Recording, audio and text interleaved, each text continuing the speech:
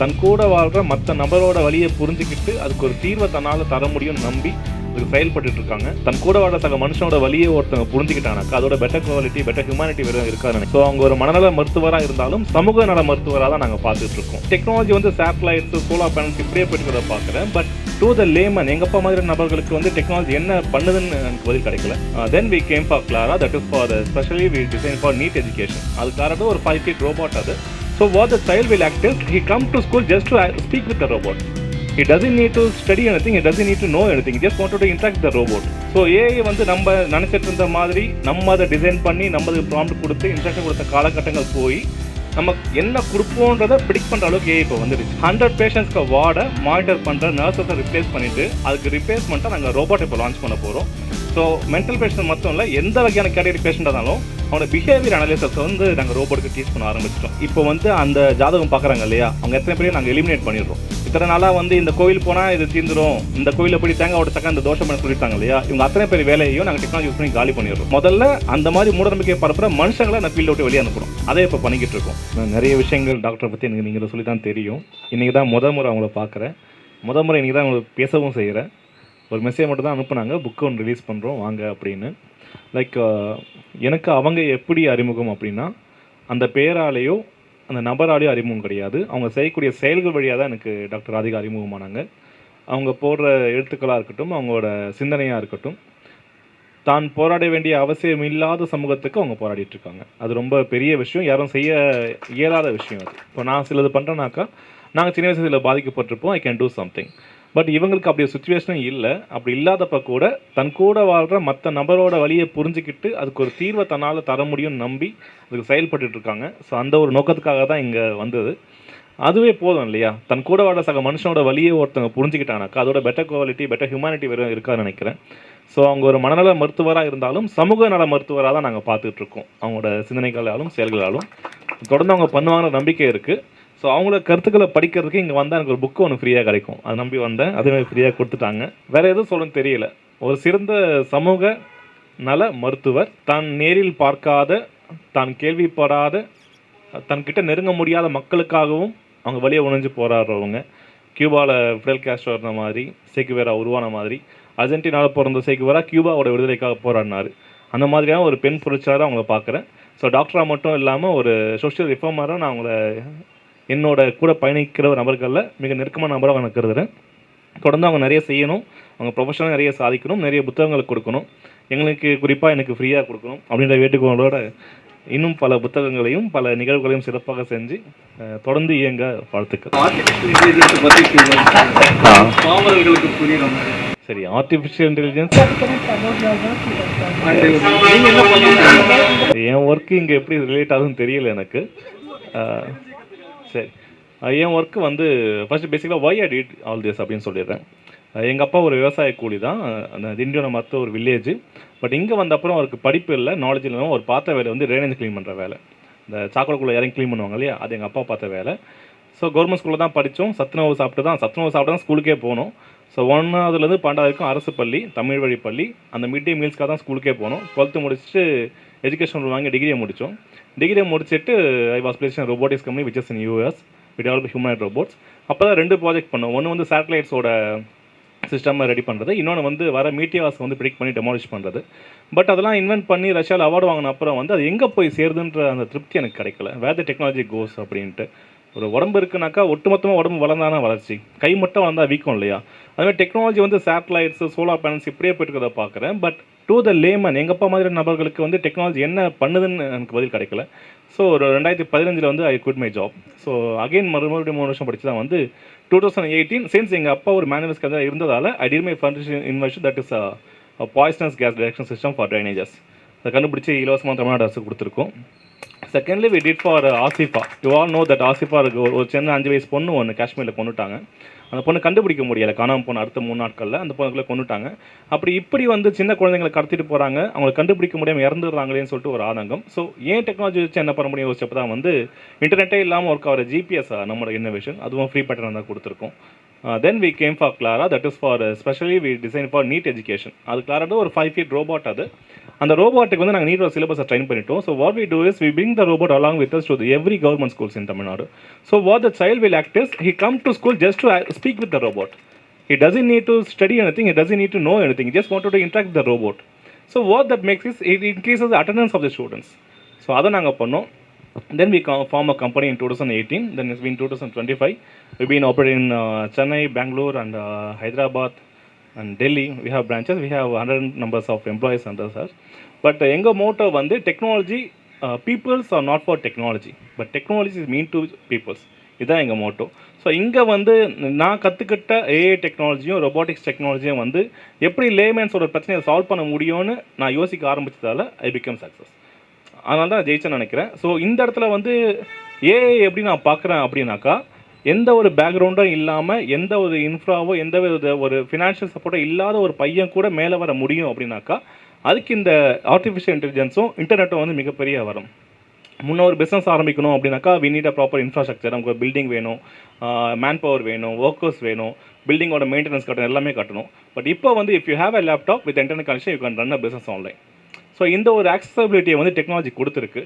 So ஏஐன்னு வரும்போது என்கிட்ட ஒரு 10 பேர் நான் வேலைக்கு சம்பளம் கொடுத்து ஒரு வருஷம் பிஸ்னஸை ரன் பண்ணி ஒரு வேலையை செய்ய முடிகிற இடத்துல I can hire a AI agent or I can develop a AI agent to work on behalf of the 10 peoples. அந்த 10 பேரோட வேலையை ரிப்ளேஸ் பண்ணிடுதுன்றதை நம்ம த்ரெட்டாக பார்க்குறோம். பட் என்னால் 10 பேருக்கு சம்பளம் தர முடியாட்டி ஒரு ஏஐ ஏஜென்ட் வச்சு நான் வேலையை பண்ணிட முடியும். நான் வந்து ஒரு ஆப்பர்ச்சுனிட்டியாக தான் நான் பார்க்குறேன் அந்த ஃபீல்டில் இருக்கிறதால. ஸோ ஏஐ வந்து நம்ம நினச்சிட்டு இருந்த மாதிரி நம்ம அதை டிசைன் பண்ணி நம்ம அதுக்கு ப்ராம்ப்ட் கொடுத்து இன்ஸ்ட்ரக்ஷன் கொடுத்த காலகட்டங்கள் போய் நமக்கு என்ன கொடுப்போன்றதை ப்ரிடிக்ட் பண்ணுற அளவுக்கு ஏஐ இப்போ வந்துடுச்சு. லேட்டஸ்ட்டாக நீங்கள் பார்த்தா டீப்சீக்காக இருக்கட்டும், இந்த ChatGPT, இந்த ஏஐஸ்லாம் மிடில் லெவல்லே இப்போ எல்லாரும் ஆல்மோஸ்ட் யூஸ் பண்ணுறாங்க. நம்ம எந்த ஒரு காலேஜ் போனாலுமே வந்து ஒரு தீசிஸ் ரெடி பண்ணுறதுக்கோ இல்லை ஒரு அசைன்மெண்ட் முடிக்கிறதுக்கோ we use ChatGPT or DeepSeek எது வேணால் பண்ணிகிட்டே இருக்காங்க. பட் அதை மீறி வாட் இஸ் ஜென்ஏன்றதை தாண்டி வாட் இஸ் எக்ஸ்ஏன்ற நோக்கி போயிட்டுருக்கோம். வாட் இஸ் எக்ஸ்பிளைனபிள் ஏன்ற கட்டத்தில் போகிறோம். இப்போ ஏன்றது ஒரு டேர்மாக இருக்குது. அந்த டேர்ம் ஒரு செட் ஆஃப் ரூல்ஸில் ஒர்க் ஆகுது. நான் ஒரு வேலையை செய்யணும், அது எப்படி செய்யலாம் கேட்டாக்கா ஏன்னு பதில் சொல்லுது. ஆனால் இந்த வேலையை எப்படி செய்யலாம் ஏஐ சொல்லுது இல்லையா, எதன் அடிப்படையில் அந்த ஏஐ சொல்லுதுன்ற கான்செப்ட் எக்ஸ்பிளைனபிள் ஏஐயை கொண்டு வராங்க. ஸோ அந்த ஏஐ இந்தியாவுக்குள்ளே இன்னும் பரவலாக வரலை. அது வந்துட்டாக்கா ஏஐயோட பூமிங் இன்னும் பெருசாக இருக்கும். ஸோ செயற்கை நுண்ணறிவுன்றது நான் கொடுத்த இன்ஸ்ட்ரக்ஷன் அடிப்படையாக வச்சு முடிவுகளை எடுத்தது ஆரம்ப காலகட்டத்தில். ஃபார் எக்ஸாம்பிள், நான் வந்து முன்னாடி வந்து எனக்கு வந்து சென்னையிலேருந்து கோயம்பேட்டிலேருந்து வடபழனி போகணும், எந்த பஸ் ரூட்டில் போகலாம் ஒரு கொஸ்டினை கேட்டாக்கா எனக்கு ஒரு ஆன்சர் கொடுத்துருக்கோம். அடுத்த முறை வந்து நான் சென்னையிலேருந்து நாகர்கோவில் போகணும், பஸ் ரூட்டை சொல்லுனாக்கா ஒரு ஆன்சர் கொடுத்துருக்கோம். ஸோ இப்படி நான் கொடுக்கும்போது 3வது முறை சென்னை ஹைதராபாத்னு சொன்னாலே சென்னையிலேருந்து ஹைதராபாத்துக்கு போகிறதுக்கு என்ன பஸ் ரூட்டு தான் இவர் கேட்க போகிறாரு அப்படின்ற டிசிஷனை ஏஐ கொடுத்தது. இது எப்படி கொடுத்ததுனாக்கா, முன்னாடி நான் கேள்வி கேட்ட கேள்விகளை அடிப்படையாக வச்சு கொடுத்தது. ஆனால் இதுக்கப்புறம் என்ன பண்ண போகுது, நான் முன்னாடி அப்படிப்பட்ட கேள்விகளே கேட்காம இருந்தால் கூட நான் முன்னாடி சென்னை ஹைதராபாத்னு கொஸ்டின் கேட்டுட்டேன். அப்போ வேறு என்ன கேட்பேன், நான் ஹைதராபாத்தில் போனால் எங்கே தங்குவேன், என்ன சாப்பிடுவேன் அப்படின்ற கேள்வியை நான் கேட்பேன். ஸோ அந்த பதிலும் சேர்த்து கொடுக்கலான்னு சொல்லி நான் கடந்த காலங்களில் கேட்காத கேள்விக்கான பதிலும் சேர்த்து எனக்கு ஏஐ கொடுக்கும். ஸோ இங்கே தான் இந்த எக்ஸ்பிளைன் கான்செப்ட் வரும். இதுக்கப்புறம் ஜென்ஏ வரும், அப்புறம் சூப்பர் ஏஐ வரும். சூப்பர் ஏஐ வந்துட்டு அப்புறம் இன்னும் நம்ம அதிகார வளர்ச்சி நோக்கி போவோம். அது ரொம்ப டெக்னிக்கலாக போகும். அது இந்த செஷனில் அதை நான் சொல்லி இதை வந்து ஒரு மேக்ஸ் கிளாஸ் மாதிரி மாற்ற விரும்பல. ஸோ ஏஐ மெடிக்கல் உலகம் எந்த அளவு பாதிக்கப்படுது? மெடிக்கல் உலகத்தில் பாதிக்கப்படாது. அதோட accessibility rate I don't think so. Like இப்போ நாங்கள் ரெடி பண்ணுற மெடிக்கல் ரோபோட்ஸ் அத்தனையுமே வந்து we just feeding the system which you are given in the past years.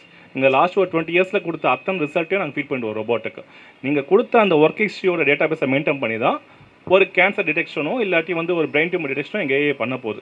So அடுத்த ஒரு 10 இயர்ஸ்க்கான டேட்டா பேஸ் உங்கள்கிட்ட கண்டிப்பாக உங்களுக்கு தேவை. ஸோ 10 இயர்ஸ்க்கு உங்களுக்கு வேலை போகாது.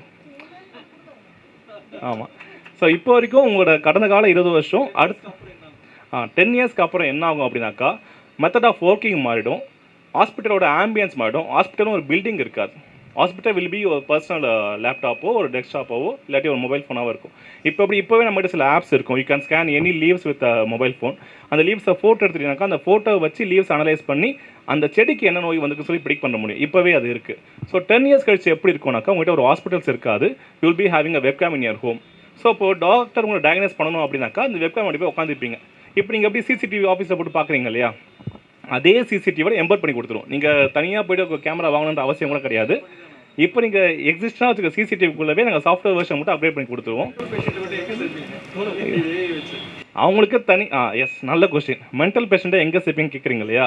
இந்த நம்ம ஹாஸ்பிட்டல்ஸில் 100 பேஷண்ட்ஸ்க்கு வார்டை மானிட்டர் பண்ணுற நர்சஸை ரிப்ளேஸ் பண்ணிவிட்டு அதுக்கு ரிப்ளேஸ்மெண்ட்டாக நாங்கள் ரோபோட் இப்போ லான்ச் பண்ண போகிறோம். ஸோ மென்டல் பேஷண்ட் மட்டும் இல்லை, எந்த வகையான கேட்டகரி பேஷண்ட்டாக இருந்தாலும் அவங்களோட பிஹேவியர் அனலைசஸ் வந்து நாங்கள் ரோபோட்டுக்கு டீச் பண்ண ஆரம்பிச்சிட்டோம். ஒரு பேஷண்ட் இருக்காங்க, ஓவர் தி பீரியட் அவங்க ரொம்ப அக்ரெசிவாக இருக்கிறாங்க, சில டைம் ரொம்ப சாஃப்டாக இருக்காங்கனாக்கா அவங்கள 3 months ஸ்டடி பண்ணி அவங்களோட அந்த சைக்கிளை வந்து நாங்கள் மெமரைஸ் பண்ணி வச்சுருவோம், எங்கள் சிஸ்டமுக்கு ஃபீட் பண்ணிடுவோம். இல்லை ஹியூமன் டச்சுன்னு இல்லை. இப்போது அந்த நீங்கள் டீல் பண்ணுற அந்த மென்டல் பேஷண்ட்டுக்கு நீங்கள் தொடும்போது sometimes he may be very soft to you, sometimes he may be very aggressive on you. ஏன்னா அவர் உங்களை மனுஷனாக பார்க்கல, அந்த மென்டல் பேஷண்ட்டை பாயிண்ட்டாக பார்க்கணும். நீங்கள் ஒரு நபர் போகிறீங்க, உங்களை அவர் அடிக்கவும் முடியும், இல்லை உங்கள்கிட்ட பாசமாகவும் பண்ண முடியும், இதை பண்ண முடியுது இல்லையா? அதே தான் ஒரு மிஷினுக்கு நாங்கள் பண்ணி கொடுப்போம். அந்த பர்சன் உங்களை பார்க்குற மாதிரி அந்த மிஷினை பார்ப்பார். நீங்கள் டெக்னாலஜி வந்து பார்த்தீங்கன்னா பல பயன்படுத்தும். இப்போ வந்து பார்த்தீங்கன்னா ஏஐ வந்துட்டு இப்போ மெடிக்கலாக டெக்னிக்கலாக யூஸ் பண்ணுற ஒரு டேர்ம் இருக்குனாக்கா அதிக மூட நம்பிக்கைகளுக்கு பயன்படுத்த ஒரு டேர்ம் இருக்குது. இதை எப்படி தடுக்க முடியும்? தடுக்க முடியுன்றது கண்டிப்பாக வாய்ப்பு இல்லை. ஜாதகத்தை ஏஐ சாட்ஜிபிடி டேட்டா பர்த்தை கொடுத்து கிவ்மே ஆரம்பிச்சினாக்கா அக்யூரேட்டாக அப்படியே வருது. ஓகேங்களா? பல விஷயம் ஜோதிடர்களுக்கு தெரியாத விஷயம் சாட்ஜிபிட்ட போய் தேடி எடுத்துடுறாங்க. இந்த ஆவணி மாதம் வந்து இப்போ இந்த ஆவணி மாதம் நடக்குதுனாக்கா அவங்க வந்து தெளிவாக சொல்கிறாங்க, அவங்களுக்கே தெரியாத விஷயத்தை சாட்ஜிபிடி வந்து 90 வருஷத்துக்கு அப்புறமேட்டு இந்த அமைப்பு வருது அப்படின்னு கால்குலேட் பண்ணி சொல்லிடுது. இதை எப்படி இது பண்றது? மக்கள் எப்படி முதல்ல இதை அவாய்ட் பண்ண வேண்டிய அவசியம் கிடையாது. ஏன்னா இப்போ வந்து அந்த ஜாதகம் பார்க்குறாங்க இல்லையா, அவங்க எத்தனை பேரையும் நாங்கள் எலிமினேட் பண்ணிடுறோம். இத்தனை நாளாக வந்து இந்த கோவில் போனால் இது தீர்ந்துடும், இந்த கோயிலில் போய் தேங்காய் உடச்சாக்கா இந்த தோஷம் பண்ண சொல்லிட்டாங்க இல்லையா, இவங்க அத்தனை பேர் வேலையையும் நாங்கள் டெக்னாலஜி யூஸ் பண்ணி காலி பண்ணிடுறோம். ஸோ அந்த ப்ரொஃபஷன் இருக்காது. இந்த டெக்னாலஜிக்குள்ளே வந்த அப்புறம் இந்த டெக்னாலஜியே நாங்கள் ஃபீட் பண்ண டேட்டா பேஸ் வச்சு தான் ஒர்க் ஆகுதுன்ற அந்த ஒரு அவேர்னஸை ஸ்ப்ரெட் பண்ணிவிட்டு இந்த ஃபால்ஸ் கிளைம்ஸை மூட நம்பிக்கையை நாங்கள் எராடிகேட் பண்ணிவிடுவோம். ஸோ ஆரம்ப காலகட்டத்தில் எங்களோட நோக்கம் முதல்ல அந்த மாதிரி மூடநம்பிக்கையை பரப்புகிற மனுஷங்களை அந்த ஃபீல்டை விட்டு வெளியே அனுப்பணும். அதே இப்போ பண்ணிக்கிட்டு இருக்கோம். மனுஷங்க வெளியே போயிட்ட அப்புறம் அடுத்த 10-15 வருஷம் கழிச்சு அந்த டெக்னாலஜிக்குள்ளே இது வந்து ஒரு அசப்ஷன் தான், இது நீங்கள் கேட்குற கேள்வியை பொறுத்து நான் எந்த பதிலை சொன்னால் உங்களுக்கு ரொம்ப சந்தோஷமாக இருக்குமோ அந்த பதில் தான் நான் சொல்லுறேன், அதுதான் எக்ஸ்பிளைனபிளியே, அதனால் வந்து நீங்கள் கவலைப்படாதுன்னு சொல்லி அந்த டெக்னாலஜியை ப்ரீஃப் பண்ணி டெக்னாலஜிலேருந்து அந்த மாதிரி ஃபால்ஸ் கிளைம்ஸை வெளியே அனுப்பிடும். ஸோ இப்படி நடக்கும். அதுக்கப்புறம் இந்த மார்ஃபிங்ஸ் இருக்குது, ஃபேஸ் வாப்ஸ் இருக்குது, ஃபேஸஸ் மாற்றுறது இருக்குது, டோன் மாற்றுறது, எல்லாமே க்ளோனிங் வந்துடுச்சு இப்போ ஆல்மோஸ்ட். இதை எராடிகேட் பண்ண முடியுமா கேட்டால் எராடிகேட் பண்ண முடியாது. ஆனால் நீங்கள் எந்த அளவு ப்ரோட்டோகால்ஸை கொண்டு வந்தால் கூட இன்னொரு விஷயம், இந்தியாவில் வந்து இந்த டீஃபேக்குமான டெக்னாலஜியை ரெஸ்ட்ரிக்ட் பண்ணுறதுக்கான ரெகுலேஷன்ஸ் ஒன்று கொண்டு வரல. 2014 ஒரு அமெண்ட்மெண்ட் பண்ணாங்க, அதுக்கப்புறம் எந்த அமெண்ட்மெண்ட்டும் வரல. ஸோ பார்லிமெண்ட்டு அந்த பில்லு ஒன்றும் பாஸ் ஆகலை இதுக்கான செட் ஆஃப் ரூல்ஸ் இன்ஸ்ட்ரக்ட் பண்ணுறதுக்கு. நம்ம இப்போ கவர்மெண்ட் எதுனா பண்ணனா கூட த்ரூ ஜென்வார் வழியாக தான் பண்ண முடியும். அது ஒரு ஏஜென்சி வழியாக தான் அவங்க பண்ண முடியும், தவிர டேரெக்டாக அவங்களாம் பண்ண முடியாது. ஸோ அதனால் வந்து நம்மளால் அவாய்ட் பண்ண முடியாது.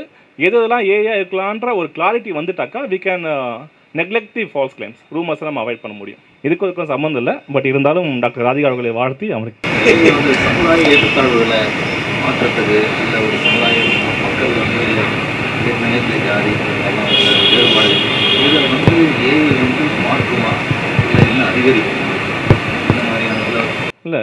சரி, அது வந்து உங்கள் டாக்டர் கிட்ட கத்தி மாதிரி தான். அந்த கத்தியை வச்சு நீங்கள் காய்கறி வெட்ட போகிறீங்களா இல்லை பக்கத்தில் கழுத்தை வெட்ட போகிறீங்களா நம்ம தான் முடிவு பண்ணணும். ஸோ அதே மாதிரி ஜாதி ரீதியாக வரலாற்றை பொய்யாக உருவாக்கி அந்த வரலாற்றை ட்ரைன் பண்ணி நிறைய நம்பர்ஸ் ஆஃப் பீப்புள் வந்து கருப்பாக இருக்கிறவங்க கெட்டவன்ற ஒரு அசைன்மெண்ட்டை ஏஐக்கு டீச் பண்ண ஆரம்பிச்சிட்டாக்கா, கருப்பாக இருக்கிற ஃபோட்டோ அப்லோட் பண்ணிவிட்டு இவரை பற்றி டிஸ்கிரைப் பண்ணாக்கா இவர் ஒரு கெட்டவர்ன்ற ரிசல்ட் தான் ஏஐ எனக்கு கொடுக்கும். இதே மாதிரி ஒரு லட்சக்கணக்கான பேரை கொண்டு வந்து வெள்ளையாக இருக்கிற நபரோட கொடுத்துட்டு அவரோட ஃபோட்டோவை கெட்டவர் அப்படின்னு நாங்கள் டிசைன் பண்ணி முடிவு பண்ணிட்டாக்கா 1000 பேர் வெள்ளையாக இருக்கிற ஒருத்தனை நல்லவன் சொல்கிறாங்க, 1,00,000 பேர் வெள்ளையாக இருக்கிற ஒருத்தனை கெட்டவன் சொல்கிறாங்க. இந்த கேல்குலேஷன் நாங்கள் கம்பேர் பண்ண சொல்லும்போது 1,00,000 பேர் எடுத்த முடிவை ஏஐ நம்ப ஆரம்பிச்சிடும். அப்போ இன்ஃப்ளூயன்ஸ் பண்ண முடியும், அது பயாஸ்டு தான். இதுக்கான ரெகுலேஷன்ஸை வந்து குளோபலி கொண்டு வரலை. ஸோ அது கொண்டு வர வேண்டிய தேவையும் இருக்குது. இன்னும் இந்தியாவில் சிப்ஸே ப்ரொடியூஸ் பண்ணலை. ஒரு N1000 சிப்போட வேல்யூ வந்து 2,500 கோடி ரூபாய். ஆனால் இம்ப்ளிமெண்டிங் ஏஜென்சியாக இந்தியா அலோகேட் பண்ண மொத்த ஃபண்ட் 500 கோடி ரூபாய் தான். ஸோ ஒரு சிப் கூட அதை வச்சு நம்மளால் வாங்க முடியாது. ரீல்ஸும் இந்தியா கொண்டு வரணும், யூஎஸ்லேயும் கொண்டு வரல இன்னும். ஸோ இந்த செட் ஆஃப் ப்ரோட்டோகால்ஸை டிசைன் பண்ணணும். இதெல்லாம் முடிச்ச அப்புறம் நீங்கள் சொல்கிற விஷயத்தை பண்ண முடியுமான்னு அப்புறம் யோசிக்க முடியும். அதுக்கு முன்னாடி பெட்டர் விஷயம் நடக்கா நம்மளால் முடிஞ்ச அளவுக்கு எவ்வளவு மெச்சூராகவும் எவ்வளவு சமூக பொறுப்போடும் இருக்க முடியுமோ அதை சார்ந்து டெக்னாலஜியை உருவாக்கின கட்டாயத்தை உருவாக்க முடியும்.